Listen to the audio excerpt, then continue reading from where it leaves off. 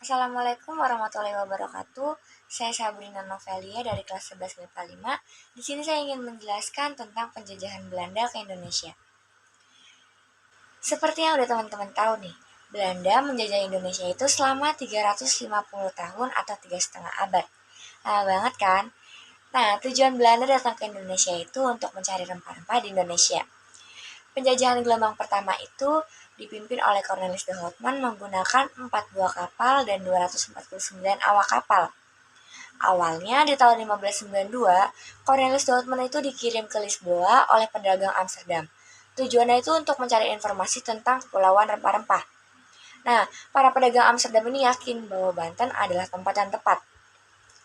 Lalu di tahun 1594, mereka mendirikan Kompani Van Ver atau disebut dengan perusahaan jarak jauh. Di tahun 1595-nya, tepatnya di tanggal 2 April 1595, mereka memulai awal pelayaran mereka. Jalur pelayarannya itu mengikuti jalur pelayarannya Portugis, yaitu melewati pantai barat Afrika, melewati Selat Madagaskar, kemudian tiba di India, dan akhirnya sampai di Selat Sunda, tepatnya di Banten. Mereka tiba di Banten tepatnya di tanggal 27 Juni 1596. Awal kedatangan mereka di Banten itu disambut baik oleh masyarakat sekitar.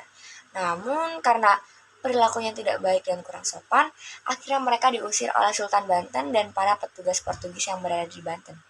Namun ternyata tidak hanya sampai di situ, ekspedisi de Houtman masih berlanjut ke Bali. Jalur pelayarannya ke arah timur menyusuri pantai utara hingga ke Bali. Mereka tiba di Bali tepatnya di tanggal 26 Februari 1597. Di Bali, mereka berhasil mendapatkan beberapa peperca.